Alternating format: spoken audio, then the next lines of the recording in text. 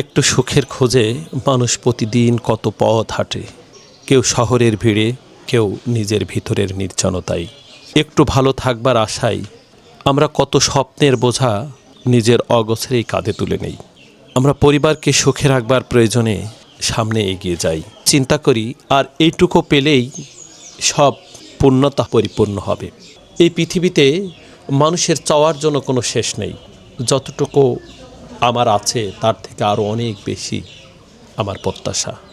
সে কারণেই সুখ হয়তো আমরা কেউই ছুঁতে পারছি না। আমার পাশে যে দুজন মানুষকে আপনারা দেখতে পাচ্ছেন, অনেক দূর থেকে পরিবারকে ভালো রাখবার প্রয়োজনে আসছেন আমার কাছে উদ্যোক্তা হতে। আসসালামু আলাইকুম। ওয়ালাইকুম আসসালাম। ভাইজান, আপনি ভালো আছেন? আলহামদুলিল্লাহ। আপনার পরিচয়টা যদি আমাকে একটু দেন। ভাই, আমার পরিচয় হয়েছে ভোলা লালমন থেকে আসছি। আপনার ভিডিও অনেক সময় দেখছি এবং আপনার কাজে আর কথায় এবং মালে সব রকমই ঠিক পাচ্ছি। এই জন্যই আপনার কাছে আমাদের আসা। এই যে এতটা পথ পাড়ি দিয়ে আসছেন, গতকালকে কয়টায় বের হয়েছিলেন? গতকালকে 6টায় বেরিয়েছি আর আমার কাছে পৌঁছাইছেন রাতে 9টায়। এতকার সময় আমি গাড়িতে দিয়ে আসছি। মূলত কি কাজের সঙ্গে যুক্ত আছেন? আমি মূলত কাজের সঙ্গে যুক্ত আছি। সাধারণ একটা মুদি ব্যবসা আছে, এই মুদি ব্যবসার পাশাপাশি এই কাজটা করতেছি। মানে গ্রামের মানুষ, জি, গ্রামে ব্যবসা আছে, সেই ব্যবসার পাশাপাশি এটা নিচ্ছে। জি জি। আপনি ভিডিওতে যতটুকু দেখেছিলেন, আমি কি ততটুকু আপনাকে বুঝিয়ে দিতে পেরেছি? যে অনেক বুঝিয়ে দিয়েছেন, অনেক পাচ্ছেন।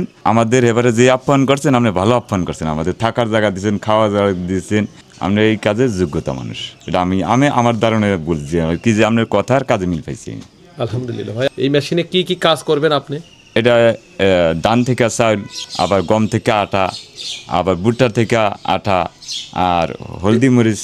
আমি মনে করি যে এটা ম্যাজিক মেশিনও বলা যায়, স্বপ্নের মেশিনও বলা যায়। আপনি কি চালাবেন 3 ফেজ লাইন না বাসা বাড়ির লাইন? না, বাসা বাড়ির লাইনে চালাবো, কিন্তু 220 ভোল্ট থাকতে হবে। জি। এই মেশিনের সঙ্গে যুক্ত হলেন, প্লাস মুদি দোকান, জি, নিশ্চয়ই আর একটু ভালো চলা সম্ভব হবে। একটু ভালো চলার সম্ভাবনা। কারণ এই মেশিন চালানোর ক্ষেত্রে কি কোনো দক্ষ লোকের প্রয়োজন আছে? জি না, কোনো দক্ষ সাধারণ মানুষ চালাতে পারে, বাচ্চা বলা চালাতে পারে। গ্রাইন্ডারটা একটু প্রথমত একটু বুঝতে সময় লাগে, কিন্তু দাঁড়ে আইয়া যদি বুঝতে যায় তো সহজ। এটা কোনো ব্যাপার না। আসসালামু আলাইকুম। আসসালামু আলাইকুম। আপনার পরিচয়টা? আমার নাম মোহাম্মদ মুক্তার হোসেন।